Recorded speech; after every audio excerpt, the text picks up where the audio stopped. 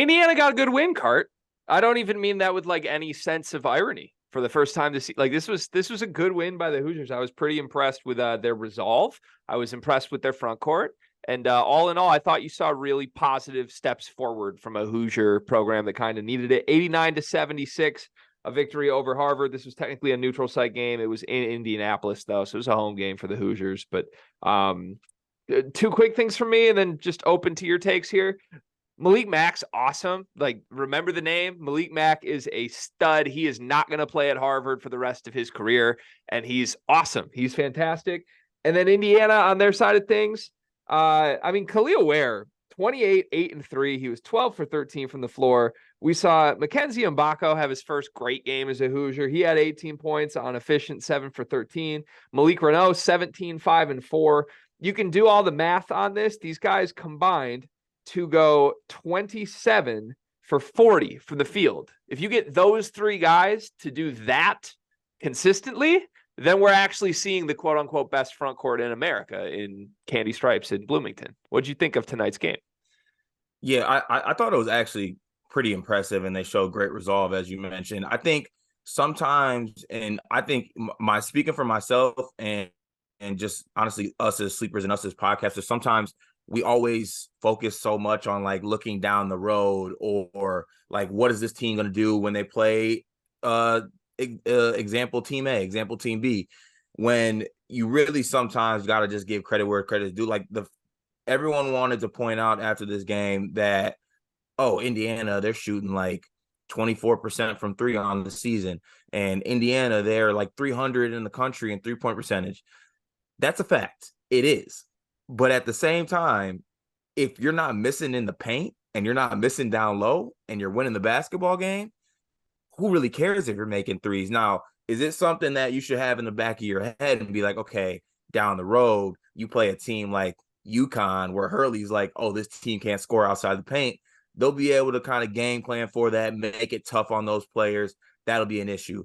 But I think credit needs to be given where it's due. And there was a lot of people who are looking at this game today with how well Mac's been playing at Harvard and just how Indiana has been playing of late. There was a lot of people that expected this to be honestly a Harvard win or a closer game than it ended up being. Now, they put up a good fight, but Indiana pulled away and I think won this game like pretty comfortably. And the front court played amazing, all of them. Reneau, Ware, Mgbako. They really exerted their force on the offensive end, and that's credit to them. It's a really good win. I also, not only did they play amazing, I thought this was the first game it felt like the three of them were complementing each other really well. Like, I agree. There was no question that Ware was like the best player in this game, in my opinion. But the offense was kind of running through Reneau. He threw a lot of really nice lobs to Ware that just were unguardable. And then for the first time, I thought all season, Mgbako worked his way in addition to them instead of like, it felt like if Mgbako ever had a good moment, which was rare in the first 5 games of the season, it felt like it was coming in place of one of the other two, and the other two guys would step away and be quiet. Tonight, Mbako's loudest good moments happened while Reneau and Ware were also playing well. So there are some signs there, right? There are flashes of, okay, maybe these three actually could work together. That's the first time I've said that this season. I'm kind of shocked that I'm saying that, to be honest. At the same time, this had a big time feel to me of like the varsity best player who's like coming to the 8th graders practice to like send a little message, and then he stays around after for an hour and they all get to play him one-on-one, and like your varsity players just being a dick and scoring it. Like, that's what this was. Like, Harvard had no answer. They had no size. They did not have the physicality. And I give Indiana credit for just beast moding through them. But at the same time, like, what did Aaron Henry say? You don't applaud a fish for swimming. Like, this is what we should have been seeing this in other games from Indiana. And it's great that they did it tonight, but this was not like some eye-opening change of things we didn't know Indiana has. We just saw the front court actually finally do it for the first time. Also, okay. Can I go negative now? Have we done enough praising Indiana? Is that okay? I've been waiting for you to give me the go ahead. All right, here it is, Card. Xavier Johnson played 13 minutes tonight. When he left the game, they were losing. Is it a complete coincidence that Xavier Johnson left the game and Indiana started playing really well? I think he's hurt and he's trying to play hurt, and it's hurting his team.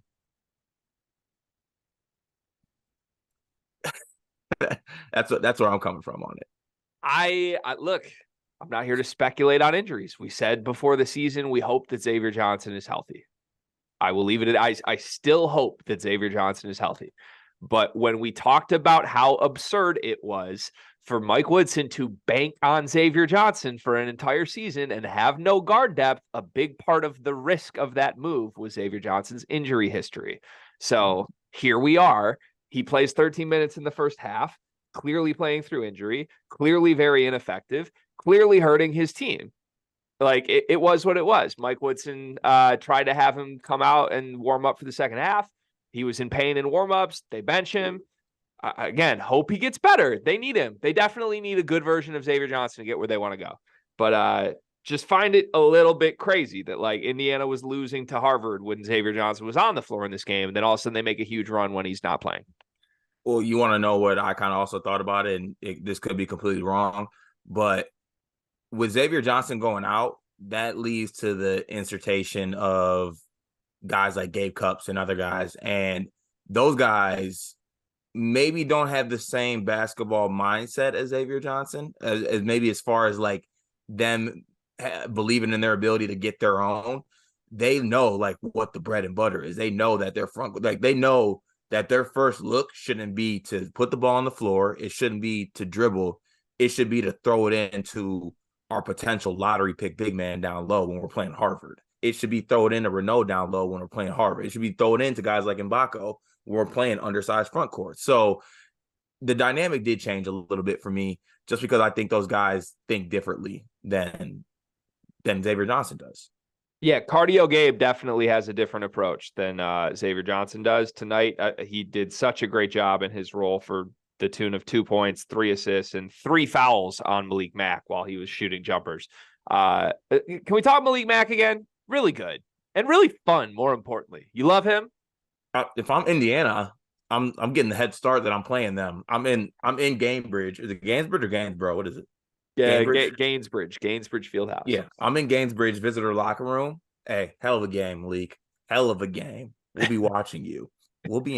I'll be seeing you. Like, I know Mike Woodson still carries business cards because he's an older gentleman. He's old school. He's definitely slipping one into Mac's locker. Like, hey, just so you know, we're getting Liam McNeely next year too. You want to play guard with him?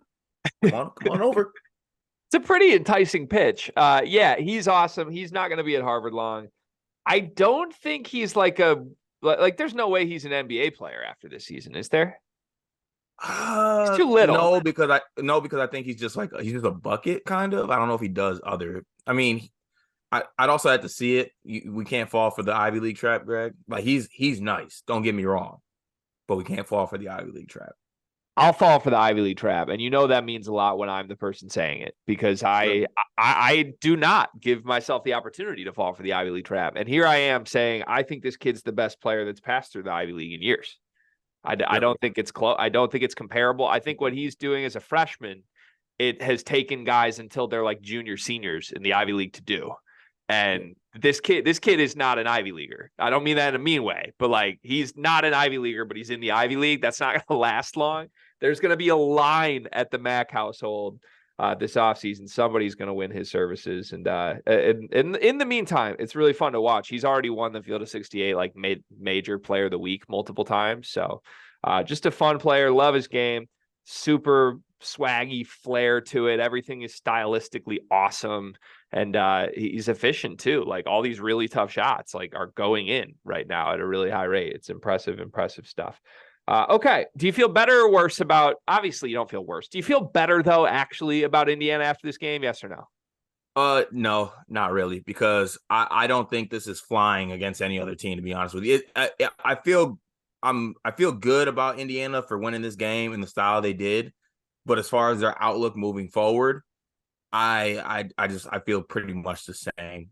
Maybe a little bit leaning better just because I've actually seen the front court dominate a game like this, so that at least gives me something to go off of. But the shooting's atrocious, and I think good teams are going to be able to game plan against that. Yeah, they tied their season high with 4 made threes in this game, 4 for 15 from 3-point range. That's not going anywhere. Terrifying. I need to stop complaining about Michigan State shooting. I could be Indiana. I think I feel slightly better because I was really impressed with their second half, and I was really impressed with Mgbako. I know Ware and Renault were awesome. They were better than Mgbako in this game, but like Mgbako was something new. Him doing what he did tonight while Ware and Renault were awesome is something I think could keep happening that would elevate this team. With that said, I can't sit here on camera and look you in the eyes and say I feel better about them because the entire season still hinges on the guy who just got hurt and couldn't play the second half. Yeah. How that's not changing at all because Mike Woodson refused to go get a guard this offseason. So I feel better and worse about Indiana after that game at the same time. And here they are 5-1, just like laughing at me. Like we keep preying on their downfall and they're 5-1, like rocketing up to second place in the Big Ten. Yeah, good win, Hoosiers. I'll see you at the bottom of the Big Ten, though. I'm sorry. I'll see you at 10th.